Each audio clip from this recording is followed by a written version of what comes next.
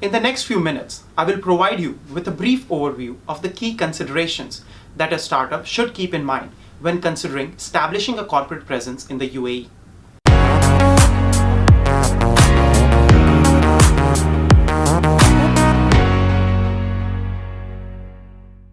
The UAE is a federation of 7 emirates. Each emirate has its own licensing authority. For conducting business from any of the emirates, entities, foreign or local, are required to obtain a license from the appropriate licensing authority.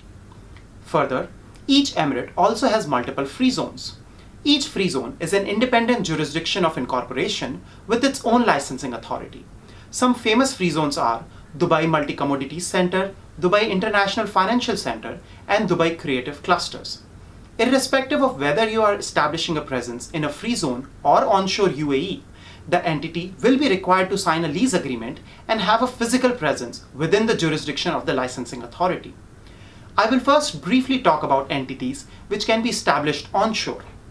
Onshore refers to mainland UAE outside the free zone areas. The main form of onshore corporate entities used by foreign investors are limited liability companies and branch offices of foreign companies. Note that both these forms require a certain degree of UAE national participation. LLCs and branches provide for the ability to conduct business from the UAE outside the free zone areas. Depending on the policy of the appropriate licensing authority, there may be certain restrictions on the business activities that an LLC or a branch may conduct. Foreign investors are prohibited from owning more than 49% of the capital of an LLC. 51% of the capital must be held by a UAE national or a company wholly owned by UAE nationals. Although this restriction of local ownership is a deterrent to foreign investment, it is not a big hurdle as informal arrangements exist to enable the foreign investors to transfer 100% beneficial interest in the NLCs to themselves. A branch of a foreign company must have a sponsor called a local agent. Branch sponsors have no ownership rights in the branch. The sponsor must be a UAE national or a company wholly owned by UAE nationals. Apart from onshore entities, incorporation of companies and branches in free zones is also very common.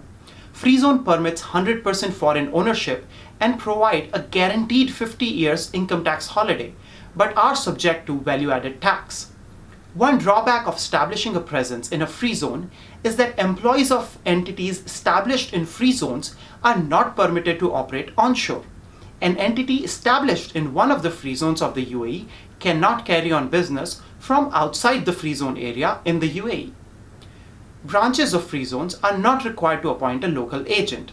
Since the UAE has multiple jurisdictions of incorporation, I'll be focusing mainly on an onshore LLC in Dubai and a free zone company in Dubai Multi-Commodities Center called DMCC in short. Share capital. There is no minimum share capital requirement for an onshore LLC. As per the law, an LLC must have capital that is sufficient to achieve its purpose of incorporation. The minimum share capital requirement for a DMCC company is currently UAE dirhams 50,000. Note that depending on the business activities, the licensing authority may require a higher share capital. Number of shareholders. An LLC can be formed by a single shareholder subject to a maximum of 50 shareholders. However, note that due to the local ownership requirements mentioned earlier, a foreign investor will not be able to incorporate a single shareholder LLC. If a foreign investor is a shareholder, the LLC will be required to have a minimum of 2 shareholders. A DMCC company must have a minimum of 1 shareholder and a maximum of 50 shareholders. Note that an LLC or a DMCC company cannot issue different classes of shares. Officers. An LLC is required to have a minimum of 1 manager. There is no distinction in Arabic between managers and directors. A DMCC company will be required to appoint at least 1 director, a general manager, and a secretary. The offices of the director, the general manager, and the secretary may be held by 1 person. Note that name of the general manager will be mentioned on the license of the entity and therefore will be the main point of contact. Transfer of shares. As a practical matter, a shareholder will not be able to transfer his shares in an LLC or a DMCC company without the consent of the other continuing shareholders. Time frame.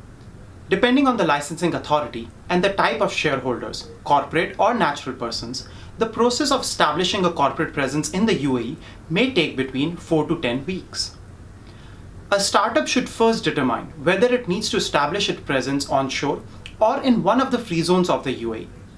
Your preference as a foreign investor should be to seek a free zone license and thereby avoid any requirement for appointing a UAE national shareholder with 51% shareholding on record. However, this will depend on the nature of services which will be provided by the proposed entity. I hope this has been an informative overview of different structures for establishing your presence in the UAE. Thank you.